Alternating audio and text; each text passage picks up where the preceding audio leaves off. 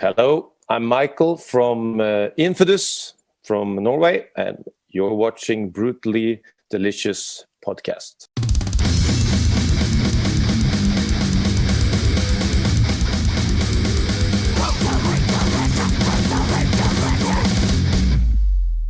Where are you guys located?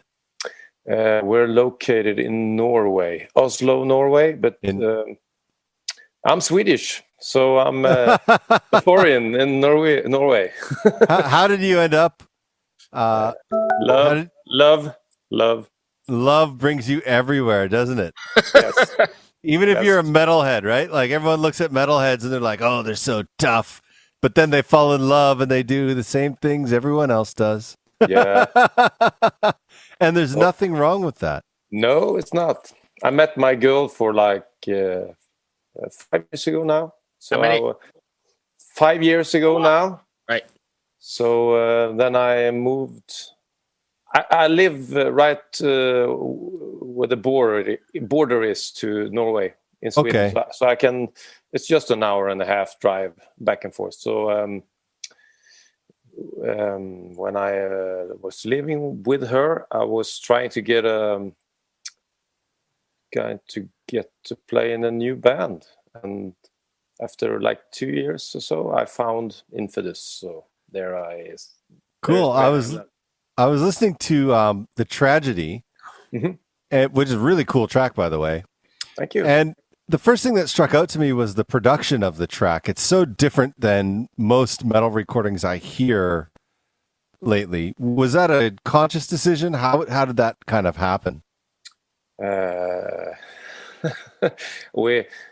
don't know. We just we do as everyone else do nowadays. We record everything by ourselves. We had like a studio in our rehearsal space, so we recorded drums. Then we recorded vocals and the guitars and stuff home at the guitarist Kenneth's studio.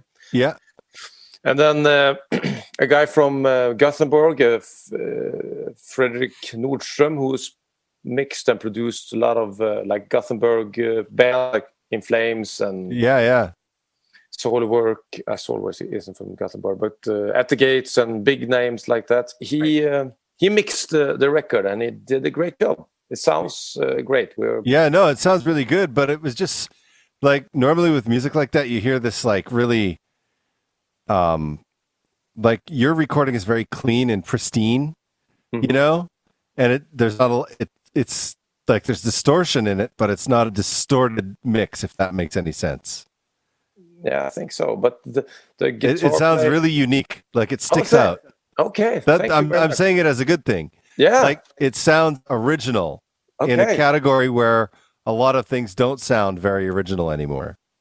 Okay, that's a big compliment. Thank you. I think the guitar players in Infidus, Kenneth and Øyvind, they are very precise about the guitar sound. They have worked a lot with that, and I think that's maybe a big part of the sound and the production. I think so. I hope so.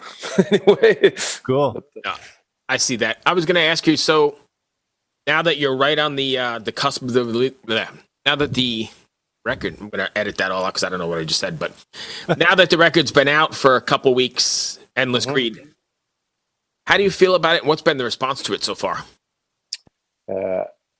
First of all, it has been finished almost a year, but because of the pandemic thing, we waited and we wanted to get the proper release and before we let it out. So I think mainly positive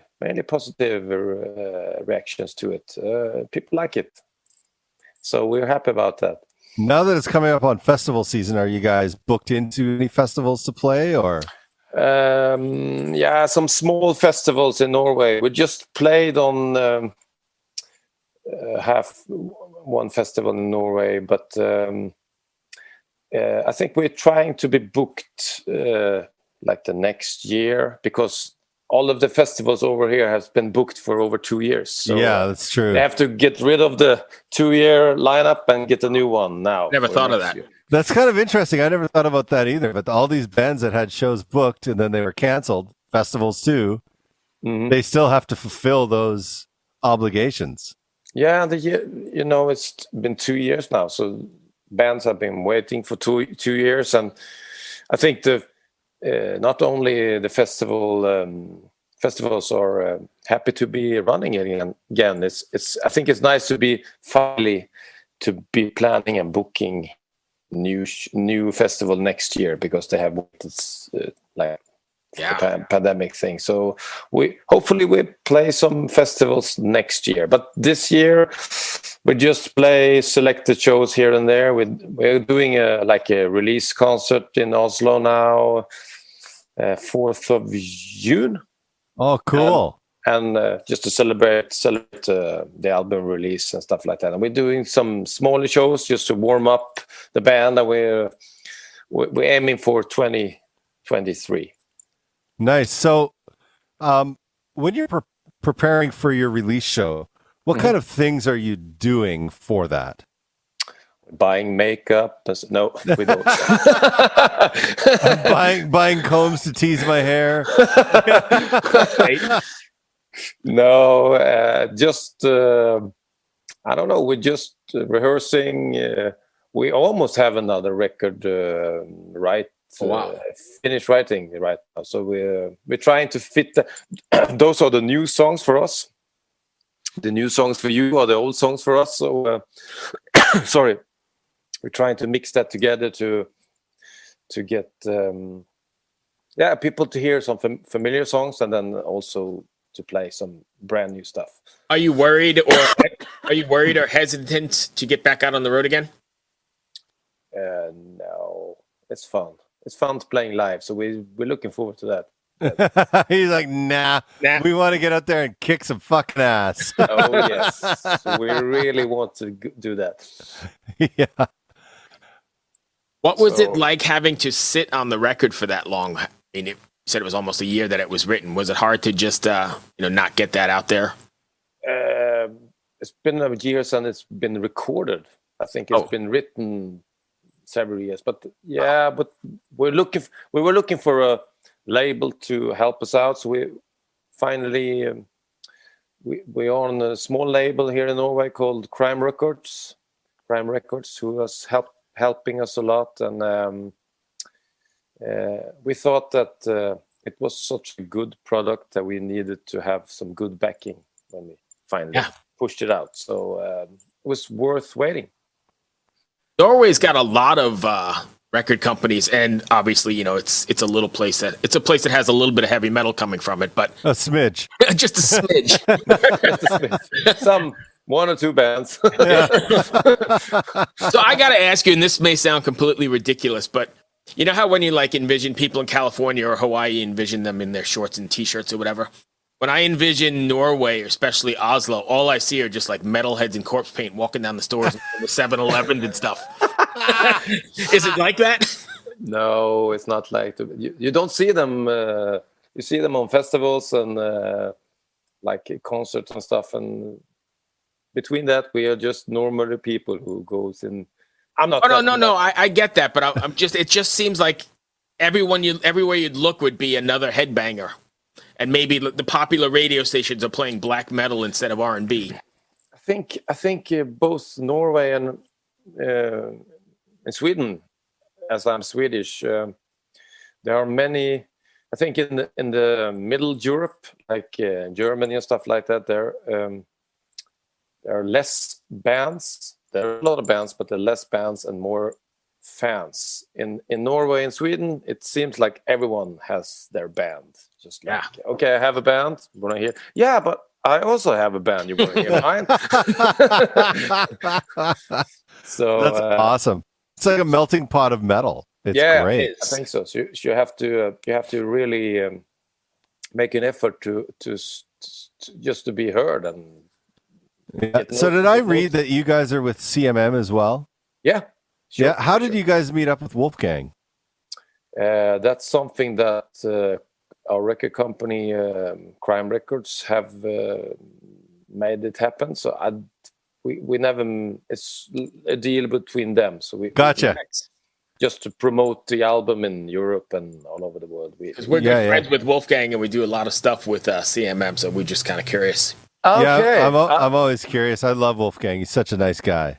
Okay, I never met him yet. I hope I will see him sometime. So yeah. I mean, the first time I met him, he's like, "Here I am on an airplane with Bruce Dickinson," and I'm like, "What the hell?" Yeah. It's like, Jesus, man. Why you wait to pull out the big guns, Yeah, Bruce, why not? Yeah. If you are you pretty active social media wise? I'm going to give you a chance to drop your links and tell people where they can find you. Yeah, we have it on Facebook and Instagram. It's like search for Infidus or Infidus band, and you will find our band there. We're not on like Snapchat and stuff like that. That's my children who are doing that. Yes. It's too fast for me. I 100% agree. So we are more traditional Instagram and Facebook. We don't have any homepage yet. Okay. I don't know if bands have that. I was wondering that the other day too. I see sometimes when I'm doing research that Facebook pages have links to them, but it ends up to a tree usually. Here's a funny thing. Yesterday on social media, I saw The Cult. They announced that they're going to be playing in DC, and I was like, "Oh man, I wonder when they're playing or where they're playing." So I was like, "Oh, I'll just go to their website and look." They hadn't updated their website with the tour dates that they had put on Facebook. So I was just like, "Oh, I guess the website's useless." Okay. So I don't think a lot of bands. I think most of it they get through social media these days. Yeah, I think so too. It's nowadays the social media, both Instagram and Facebook, have been a little more like it's not that easy to if you have like I don't know 10,000 followers. That's the 10,000 doesn't see every post you post. No, definitely not. But I just think that when MySpace really changed the way bands promoted themselves, like bands used to have a website, Mm-hmm. And then MySpace came out and the website was oftentimes just their MySpace page where they just did everything. Yeah. But how is it in the States? Are people still buying CDs and albums and stuff? No. Or is it digital? Digital. Yeah. All digital. Okay. Yeah. Is it that way in Norway still? Yeah, but the vinyl is kind of coming back a little bit, and I heard that CDs are still selling in like Middle Europe and Germany and interesting. Austria. So I listen to music digitally, but it's always nice to have like the thing in your hand to check the liner notes. Yeah, I agree. Yeah, that's old school, but it's drilled in myself as well. From when you were a kid and head to the record store, and it's a whole process of buying it, saving your paper route money, buying it, sitting down and going through the whole thing and reading, like Chris said, the liner notes and all that stuff. You read about everything, the producers or the guest or who they even thanked. I even thought when I was like 7 or 8 years old, my first band that I loved was Kiss. You have Kiss in the background. And I remember I had the Ace Frehley solo album. Yes. And we were just kids, so we thought that the numbers on the back were phone numbers to Ace Frehley. So we tried to phone the numbers, but no one answered. I'm sorry. Ace never. Hello, you've reached the barcode. Ace never answered. That's funny.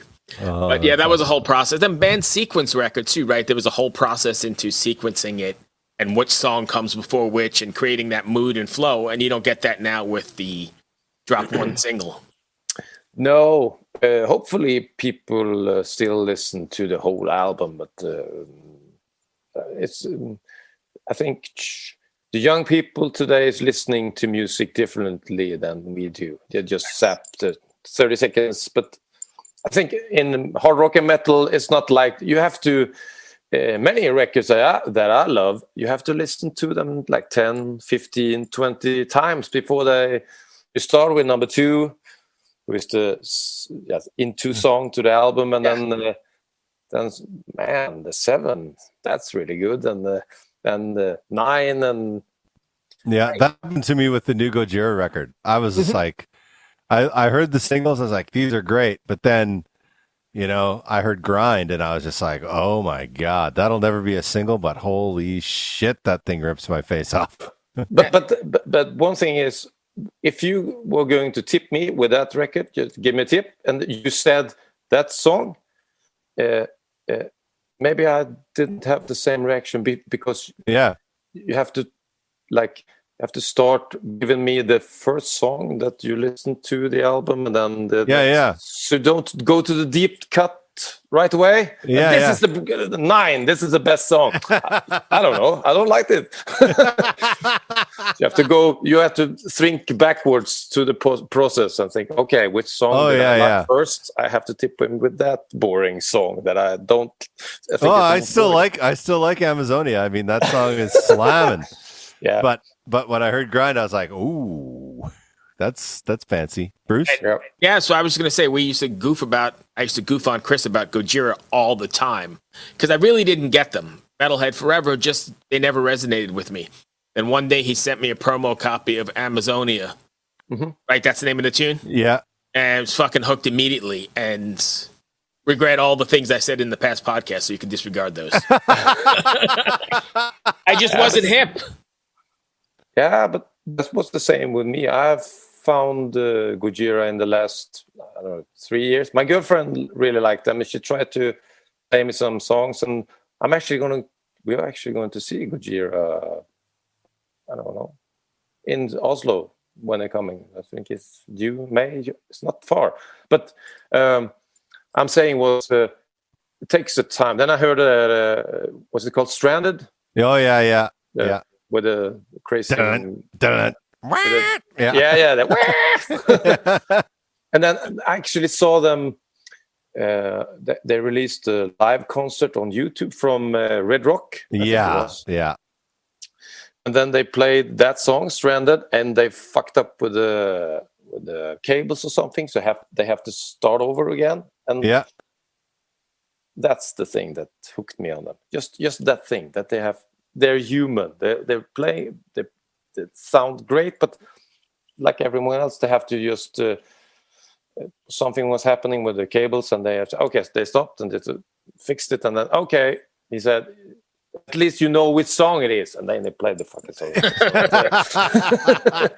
Nice. So that turned me on the Gojira. Yeah, everyone has their own story, but I don't have anything else. Bruce, do you? No, I don't. Did we miss something you want to cover? Yeah, is there anything you want to cover? No, we had. I don't know. So the record is out when? Yeah, it's already out. It's already out. It's already out. 22, April 22nd. Holy shit. April 22nd. Chris never knows what's going on. I don't. So it's already out. But I got confused because you said there was a release show. So the record's out. And we made. You have to check out. We made a music video for the first single, Locomotive, that it's on YouTube. Okay. It's a really funny music video where some of the bands are also actors, so you have to check that out. Okay, nice, awesome. Yeah, that's all I've got. That was perfect. Awesome. Thank you for taking the time, my friend. I appreciate it. I really do love the singles, and hopefully you'll get over here sometime, or maybe on one of those boats. 70,000. Yeah, hopefully. I've been to the States once, but I never played there. So hopefully it would have been a dream come true to play America. So we're aiming for that. Beautiful. Right on, dude. Okay. Yeah. Thank you so much. Hey, keep us informed. Yep. Good luck, and we'll talk to you soon. Hello out there. Yes, hello out there, everyone. I'm Hal Schwartz. And I'm Flynn McLean. Together we host None But the Brave, a podcast dedicated to the music and career of Bruce Springsteen. Bruce and E Street Band are on tour right now for the first time in 6 years, and we're taking a detailed look at what's happening on stage in our bi-weekly episodes. We've also been recently joined by some very exciting guests, including rock journalist Warren Zanes and Stephen Hayden, Backstreet's Magazine founder Charles Cross, and Barstool's Kirk Minahan. If you're a diehard Springsteen fan, this is the show for you. So please subscribe to None But the Brave on your favorite podcasting platform, and we hope to see you further on up the road. Thank you so much. We'll be seeing you.